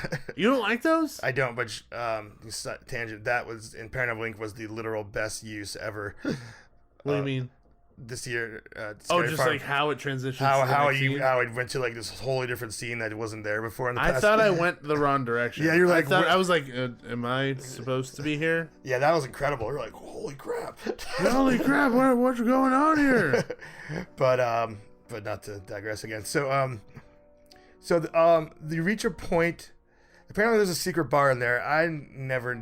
I didn't find it. Not that we had the tokens. I know that Rick West made it to the secret bar, but that's not a surprise because Rick West makes it to every bar that exists everywhere. He smelled it out. He's like one of those bloodhounds, but instead of that, it just works with bars. Yeah. His ears move the scent to his nose. Right. It's that way. It's that way. He's like, Anyway. Rick, I know you're listening to this, so I totally feel okay with saying that. And you wouldn't deny it either, so. By the way, that dog noise was not my impersonation of you, Rick. When I went, I was just making dog noises. Sorry. Yeah, so I don't know where it is. Even though it was my friend that found it tried to explain it to me, and even when he said, I was like, I have no idea what you're talking about. You were thoroughly confused. Because you walk through this one place that looks like it's backstage. There's vanity bears set up or something. That's kind of cool though. That sounds different. That sounds cool. Yeah, it was. But there was Apparently it was near there, but there was only one actor in there. And then when you leave that, you get to this point where there's this guy with a big like spinning wheel, like you're gonna win a prize or something. Oh, cool. Very fun. And yeah, but then so you're looking at that, but then they have an actor on a bungee with a light shining in your face when you look that way. So you can't see him. You can't see him at all until like almost right in your face, literally. So that's great. So it was cool. I would have liked to have seen them just because I literally could not make them out at all just because I wanted to see them. Now, was Circus in the Dome this year, or was it not in the Dome this year? No, nothing's in the Dome. Dome's still closed off. Okay, so last year it wasn't in the Dome, and I think that it lost a lot of its luster. I think it lost a lot of personality after having come out of the Dome. Do you feel that way with it being out of the Dome again? I think it was okay out of the Dome. I don't think that I lost it. I think there's definitely, like I said, there's a lot of the same stuff, different presentation. But when it gets to this room with this spinning wheel guy, he like stopped us, our group, and we sat there and spun the wheel to see what prize we win, and we won guessing how many babies Shannon was gonna have. I do remember that guy vaguely last year, and he was kind of. I feel like he's there to kind of regulate people moving forward. A way. Well, the thing is that I would say we were like standing there for like a minute. Really? That's a long time. Yeah, and I was thinking, I'm like, this is horrible for crowd flow. Yeah, it's pretty bad. So, but I didn't remember seeing anybody waiting, so I don't know if like our whole path, like we were like people went the other way or they closed it. I don't know. It's so confusing. But I just remember thinking like, I mean, this is mildly amusing, but not enough to keep me here for a whole minute. Yeah. Yeah. I mean, that's literally what happened. He spun the wheel and then we're clapping like, yay, spin the wheel, here we go. And then I'm expecting some like big scare or something to happen. And nothing happened. He said, you're going to win. You're going to have 20 babies or something. It sounds like it's one of those quirky Queen Mary things. Yeah, and then we left. And it was, I mean, that's all it was. So that's why I'm like, I don't know if it works. It's different. Other than that, I can't really think of anything too different about it. I mean, it's if you liked Circus before, you'll like it again. I'd say we got really lost in the mirror maze. That more than ever. Which, pro tip, there's no need to get lost in there because there's no ceiling. So look up. So just look up and you'll see it. You'll see which way you need to go. Yeah. That's exactly what I was going to say. Just look at the ceiling. That's an easy way to get out of mirror mazes. Just look at the ceiling. Well, in the past, like I've done mirror mazes like at crappy carnivals. I look at the floor because the floor is so run down and dirty that you can tell where the walls are. But not. It wasn't there. So I was like, oh. And then I looked up. I was like, oh, okay. Spoiler alert. Yeah. Or just get lost in mirror maze. There you go. Which we did. We definitely got stuck there. So I don't know. Circus. Just like it was. Circus. All right. So next up is Intrepid. All aboard the ghost train waits. A phantom coach forces the Queen Mary's original shipbuilder to relive his wicked wrongdoings to shipyard mates, Scottish brethren, and plagued family that led to the iron hell his soul rots away in. Follow the spine-chilling path to an evil sea witch, where a deadly pact was made, spawning the horrific half-metal, half-creature known as the Iron Master. Renowned for building an unsinkable, stoic, and infamous ship, the Iron Master paved the way and set the stage for the many spirits who will never escape his beloved luxury liner, the Queen Mary.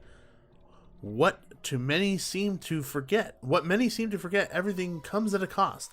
Betrayal of his loved ones, nerve-wracking insanity, and internal voyage were only a portion of the price. After surviving the Great Depression and the spread of leprosy, this is very specific, the voices in the Iron Master's head lured him to the moment that would forever change his fate. Presented with immorality and success, his choice was made, and his flesh was exchanged with the steel from the only thing he ever cared about, his ship. Desperation, fear, and disgust have driven this half-metal, half-creature story. What drives yours? That seems like an interesting description and a lot of information that I don't know if it plays into the experience. I know that for Intrepid, the first year that they had it, it was not very good. Yeah, this is the third year, I believe. And last year they improved. They actually did really well in the second year. So this is the third year, right? Yeah, the first year I had to compare it with the first year was literally nothing. You walk through a bunch of chain link fences. Yeah. And there was one good scare in there, which was that there was a guy behind the fence and he had a barrel, and as you're turning a corner, he picked up the barrel and he like went as though he threw it at you, like he's gonna throw it at you, and your instincts are, wow, I better move. A barrel's being thrown at me, but of course it bounces off the gate, and you're yeah. And I'm like, and that's all you can really do with chain link fences at a haunt. Like I don't. Yeah, pretty much. That's the extent of its use. Yeah. So that was in the dome too, as we said. So that was like literally, like I always say, that haunt was literally nothing. Yeah, exactly. So how's this year's? Because I know that they were talking big about this one, and like big sets and like churches and all this crazy stuff. So remember I said I was having a hard time picking my favorite. So it was between this one and Intrepid. What was the last one again? B340. B340 and Intrepid. Yeah. So you really liked Intrepid. Intrepid was amazing. It was the first one that we did, and it definitely set the bar pretty high for the rest of the night. Sounds like it. Because it was like right away we're like, oh, we wonder how they're going to be different. What's bringing to the table? And we're just like, we were blown away. Just there's some like jaw dropping like moments. The beginning is similar. You get on the train, and there's some fun moments there. So let's say the second year is like you get on the train, and then I didn't really understand what was happening after that. It felt like we were like, this is last year. It felt like we were like walking through like a tomb or something. Like, yeah, they were reusing a lot of the old sets that were used there for Voodoo and a lot of other mazes that were in that portion. Right. Like none of those sets have changed. They've always been there. Right. So it was kind of like, it looks cool. I don't really understand what's happening here. So, but yeah, that for the most part, I'm sure the same pathway is there because it's in the same place where you're talking about. But yeah, that whole tomb weird random thing is totally gone, and you enter this graveyard, and I just stopped dead in a tracks, jaw open. It's like there's like a scene there. There's actors like at a funeral. And there's lightning flashes. It goes pitch black, but then when it's light, it's this dark blue. So it's like flashes of dark blue. That's cool. And to simulate raining, they have like the fake snow stuff they have at Disneyland. Snope. Yeah. So they've got that. It just, you turn the corner and it's an amazing visual. So much that you hit the mic. I was like, bam! Is that? Yeah, you're. I don't know. That's fine. I don't care. I was like, we were like I just wanted to stand there. We just stopped there. It was pretty. I'm assuming it was really pretty. Yeah, it was just incredible looking. And you walk through there, and some are some are mannequins, some are actors. Yeah. But there was not a real clear path. You could walk either side of these the funeral goers or people standing, which is cool because it really looks like, okay, I'm walking to a graveyard into a church. Yeah. It doesn't, like, it's so unexpected. Like especially from this maze, like, and then you go in the church, and it was just so cool. It's just all these people under sheets and sitting in a church. Oh, that sounds terrifying. It's so creepy. That's cool. And then some of them are real. Yeah. Yeah. This was definitely added to the fact that we were completely by ourselves. They had paced out the maze that no one was around, well. so I really felt like we were exploring. That's cool. That's a cool feeling. Yeah, especially since it was so new and so different. And the thing about the leprosy that kind of comes into play, because you see a lot of people with the with those crazy masks. Oh, the big like with the horn thing. That was like the bird beak. Yeah. Yeah, they utilize that a lot. I don't believe they were in the mazes before. No, they were not. They definitely weren't in there before. Yeah, it was, and then you just kind of go through all these corridors, and this was the maze where somebody got me really good. I mean, it was literally like just you're about to walk outside, and your eyes are just focused on, oh, we're going outside. Exit. There's an exit, and then there's just completely this pitch black area to my left that I was completely ignoring. Yeah. And someone just came out of there. They came out. They got you good. They got me so good. Did you scream? Yeah, I did. Ah! My friend, that was because I was so startled. I had to do the old lady scream. I don't know. That's awesome. That's really cool. That I think it's fun that this maze started off as not like the ugly stepchild, nothing, and has grown into something so cool. Oh, spectacular. There's one part where you go through. I don't know. It's a thing that everyone's starting to do a lot, and I hope that they tone it down a little bit. It's not my favorite thing ever. It was cool the first time, but the rooms with the laser fog, so that the laser's at waistline, yeah, so there's actors. You can't see anything under the fog. I mean, I don't mind the actors coming out of nowhere. That's not the problem. I think that was my favorite part of last year's iteration. It scares the crap out of me. That part's cool. The part I don't like about it is you don't know where to go. Like, oh yeah, I guess so. Unless it's a conga line experience, which we don't like for other reasons. You're just following the person in front of you. But you're just, I mean, you could really get lost, or not lost, but I don't know. For me, I don't like claustrophobic situations, so not being able to see and not knowing how to get out of an area. It freaks you out. Yeah. Hey, it's another scary thing. It is. And I'm not saying it's a negative. I'm just saying that that's it's not my favorite thing to happen. Yeah. But I like that they come out of nowhere. I mean, if you really wanted to, I guess you could get on your hands and knees and see underneath it. Yeah, no thanks. I'm good, thanks. Yeah, I'll just figure it out later. Yeah, we didn't want to let the course of time take its toll, and we'll just get out when we get out. It's good. I think you can do it that way. Yeah. So when the maze is over, there's an actor kind of right towards the exit, standing there. He's kind of giving a monologue, if you will. Interesting. About the horrors that he's seen. It was pretty cool. I mean, we kind of just stood there for something different. Yeah, for like a few seconds and listened to him talk.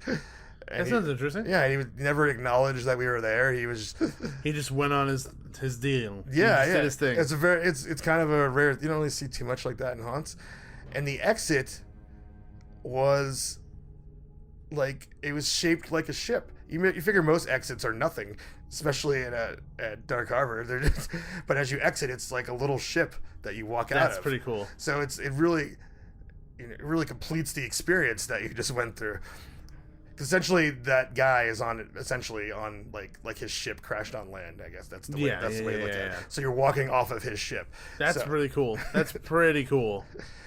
I can't. In general, I can't think of too many mazes anywhere that have like a themed exit. That's true. There's not many at any haunt. No, there's not many. So would you say that overall, because that's the last maze that's there at Dark Harbor, mm-hmm. Would you say for this year that is the reason why, like, Intrepid is alone the reason why they should go, because of how different, how grandiose, and how cool it is? Yeah, Intrepid and B340, I really think those are the top tier mazes. And it's if you like I said, if you've gone before and you were like, I don't want to go, it's the same thing, or you're really in for a different experience and a way higher quality experience. Because I always thought Dark Harbor was pretty quality. I'm not saying that it wasn't, but I think the quality of those two mazes in particular were raised so high. Yeah. That's worth going to for just those two alone, in my opinion. Well, there you go. And as a event as a whole, is it pretty much the same? Like a lot of entertainment, a lot of stages, lots of food, lots of drinks, and all that kind of stuff. Yeah, they have the similar things. I have a few issues with some of the logistics that they have going on there. No water. They have zero water. You have to buy all the water. Yeah, you have to buy water. I think, and I complain about this on my show too, but I think that the food prices are really absurd. Yeah, that's one thing we've always talked about too, is the buying the water and how expensive food is. We're like, yeah, we know there's an upcharge.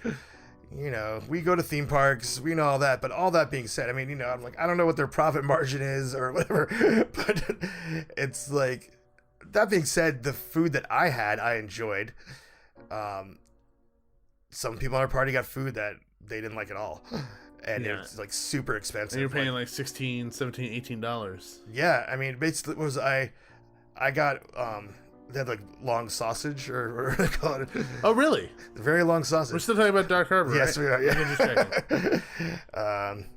Yeah. And anyway, so we had that. It's a family show, right? Oh yeah, totally. Okay. I was talking about food. I don't know what you're talking Oh, about. okay, good. I ended up getting a sausage, a bottle of soda, and a slice of pizza, and it came to like $36. Oh my god. The slice of pizza alone was $10, and this is just like a regular. It said super slice of pizza, but it wasn't.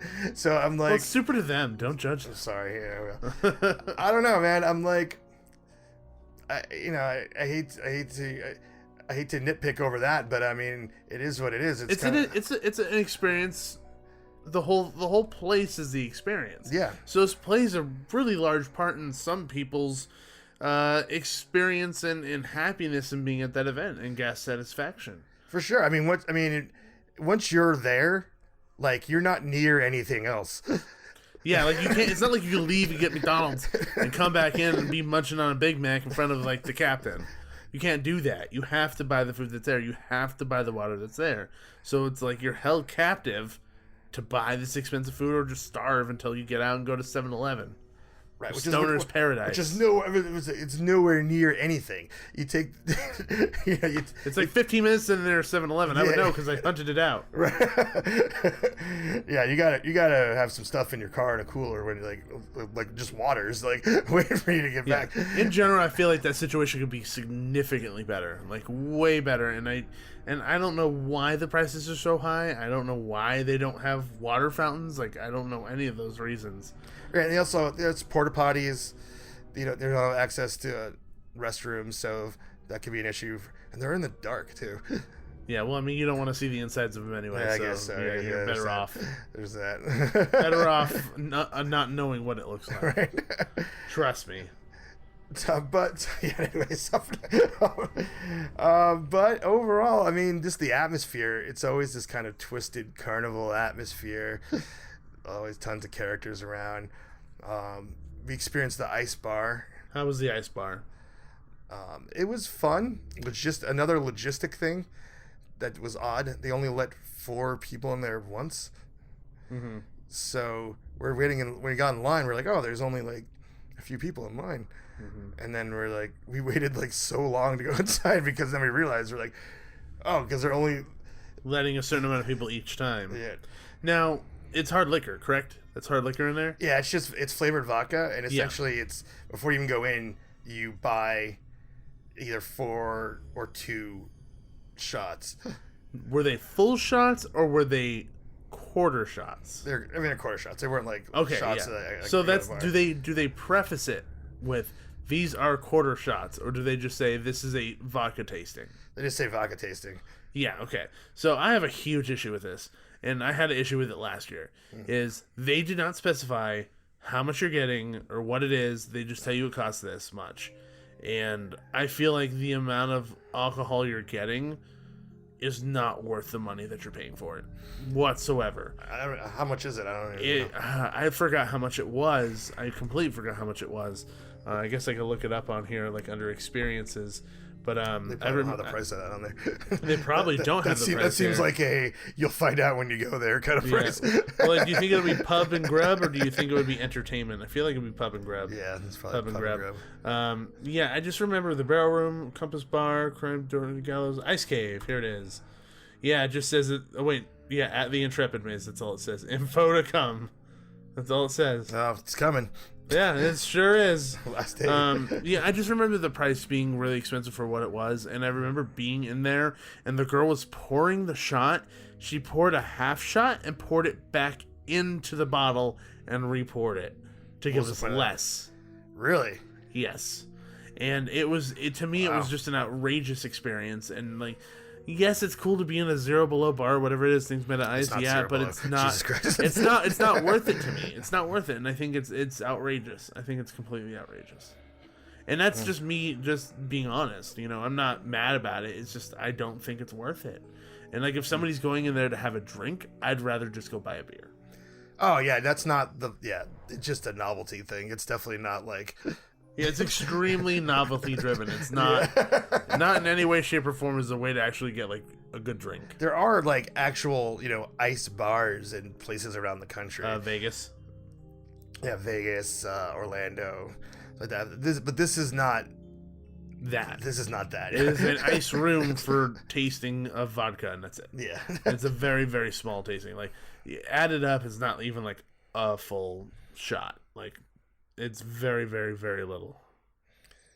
But, it was, I would say, well, my issue with it wasn't even that. It was that they give you these jackets, and they only have one size, and I have very broad shoulders. Oh, no, me too, dude. So you're screwed if it... Essentially, I couldn't wear it. I had to put it over my shoulder. Like, I couldn't fit into it. Yeah. Like, I tried to, and it was like, I hurt my Big arm. man in a little coat. Right? And also, I think that was the reason I think that they only have so many people in there, is that I think they only have so many jackets. That's true. But we're talking, like, clearly you could have way more people in there, but they don't have any transactions in there. Like, you don't give them money. All the You transactions. buy it outside, then you go in and have your experience, and you come back So, out. and then when you go in, the person walks you in and says to the bartender, here's what they get. So that logistically needs to be worked out. Because when you go in a line, you're like, oh, I'll go in here, and there's a line. Oh, there's like 2 or 3 people in front of you. How long do you really expect to wait to walk inside of a bar? Yeah, it's a pretty long Like, wait. we waited like over half an hour. We're thinking, is it going to be like 5 minutes? It was a half an hour wait. Did you think it was worth it? Be honest. I think it was worth it. No, if I would have noticed half an hour, I wouldn't have gone. Yeah. But I wanted to check it out. So Yeah. I don't regret doing it. But if I would have known that it would have taken so long, because Yeah. that was literally the last thing that we did before we left. So Yeah. we're like, oh crap, we didn't do the ice bar. So let's run back and do it. Oh my god. Yeah, and I would have, at that point we're ready to leave. Yeah. So. Yeah. So as a whole, how do you feel about this year at Dark Harbor? I brought up my criticisms, I guess, but I still love going. Yeah. I think it's one of the unique experiences.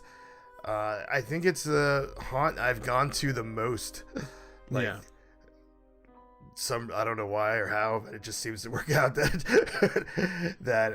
You end up being there a lot. End up being there a lot. Yeah, I mean, Knott's is closer to my house than logistically, so it's not a closer thing because I live in Orange County. Yeah. But yeah, I think a lot of that is that the people that run it, they care about giving a unique experience. Unique, quality, just different overall. Yeah, it's just like you can kind of compare it to other stuff, but they're really about being their own thing. It's very hard to compare the haunts in Southern California because they all have their niche audience. They're all very unique in different ways. And for me, I feel like Dark Harbor really plays into the fun, spooky, creepy atmosphere with drinks. Yeah, they're the only major haunt with drinks, I guess. I don't know. Did Horror Nights have drinks this year? I think Horror Nights is. I could not. I can't even tell you. I think they did. I don't know. Can't guarantee If they did, I'm remember. pretty sure it's new. Knott's has beer, so that's not that big of a deal. But I mean, like Dark Harbor or Six Flags has alcohol as well. But this is really the only maze that like puts it up front. They're like, we have a ton of bars. We have a ton. Yes, come here and drink. Yeah, that is like their slogan. Dark Harbor, come here and drink. Yes, exactly. You said it perfect. So that's my impersonation of the captain. So that is their thing. That's what makes them unique and different. And I mean, if you like having a drink, you like getting scared, you like Halloween, then this is the place for you. Yeah, and that's it. And also, I love the characters. I think I'd love them to do other things with the characters. I don't know, like a show. Yeah, or a short film, or I don't know, just some kind of year-round entertainment with the characters. Something to kind of keep like a little haunt fix in the middle of the season. Yeah, because there's especially the main characters of the captain and the ringmaster, like that's like top grade talent. Like, they are hilarious. They're really, really, really good. You know, like, you think, like, this is all you're doing is letting, like, riffing while people walk into the park. You should be on TV.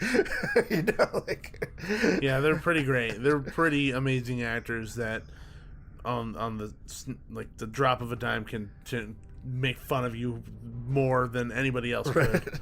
You know, they're all pretty fantastic actors. And, you know, you're 100% correct in saying that, you know, the characters at Dark Harbor really do help it stand out from most of the haunts. You know, I don't know of any other haunt that actually showcases their monsters like Queen Mary does. Yeah. You know, Horror Nights can't do it because it's all IP. You know, Knott's really doesn't do that. Like, this is the first year they've ever actually had monsters from Scary Farm on their shirts. It's not like they showcase those monsters at all. Fright Fest doesn't do it.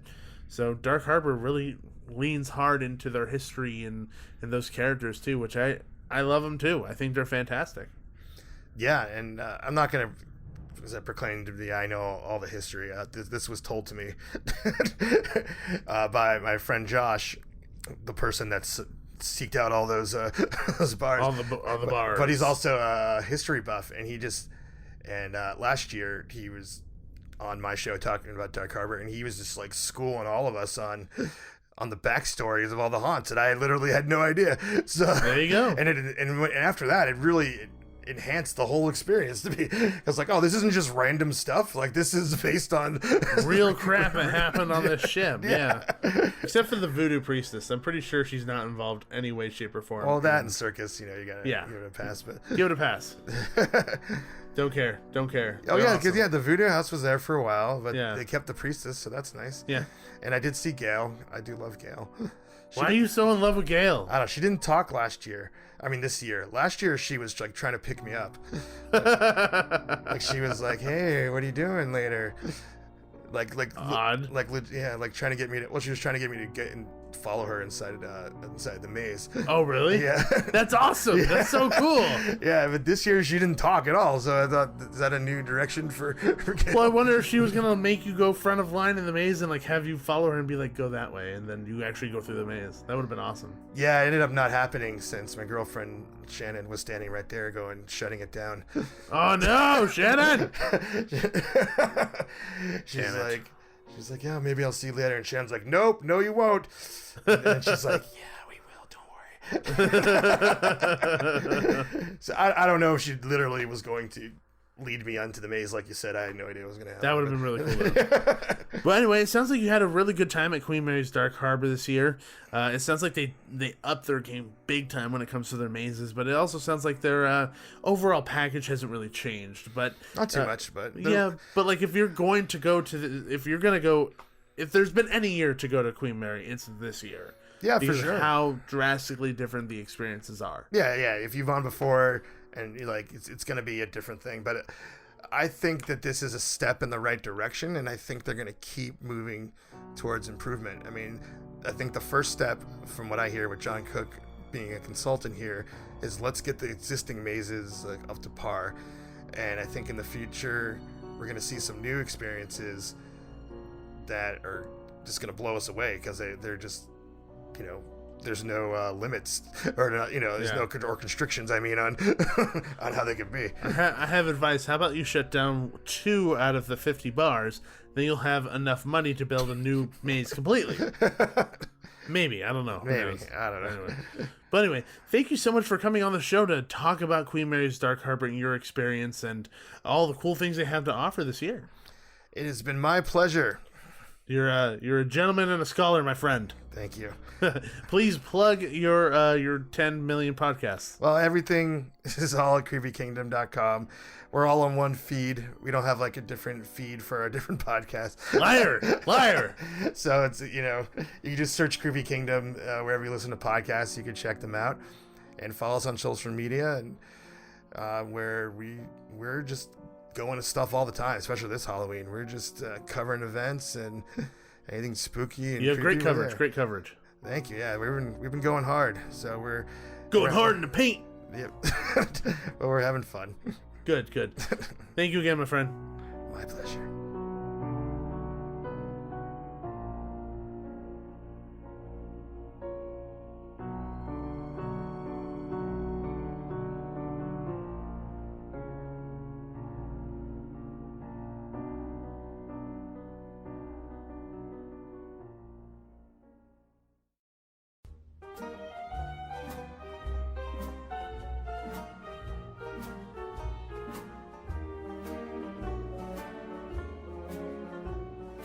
Now, that was an awesome conversation. Thank you again to James for joining us to talk about everything Queen Mary's Dark Harbor. Now, if you want to go check out that event, make sure you go to queenmary.com and buy your tickets for the event. They usually have some really good prices for the tickets, some really good discounts too, so make sure to follow them on their social media platforms. And also make sure to follow James and the Creepy Kingdom platform as a whole. You can find them on all the social media platforms as well. And thank you everyone for listening to this extra long episode of the Theme Park Duo podcast. It's a little bit different this time because Nikki's not here. You know, she's actually here, but she's like in the other room taking care of a child or something like that. Anyway, thank you for bearing with us in this extra long episode. Now, if you haven't already, make sure you head on over to iTunes and leave us a 5-star written review. It always helps out the show. It's a way to support the show and helps other people find us easier so they can enjoy us like you are right now. And if you want to find us on social media, you can always find us on Facebook, Twitter, Instagram, and YouTube. All you have to do is search Theme Park Duo. It's a pretty simple search. Just Theme Park Duo and all those. You'll find us. And if you want to reach out to us, you can always email us at themeparkduo@gmail.com. And I've mentioned it a couple times before, and I actually think that I put it on Instagram, and I put it on, it's always in the show notes on iTunes, the link to our TeePublic site, where you can buy some of the shirts that we've created, or even rep a Theme Park Duo t-shirt. So head on over to TeePublic and check us out there as well. And thanks again, everybody, and always remember, there's always a great, big, beautiful tomorrow. See ya!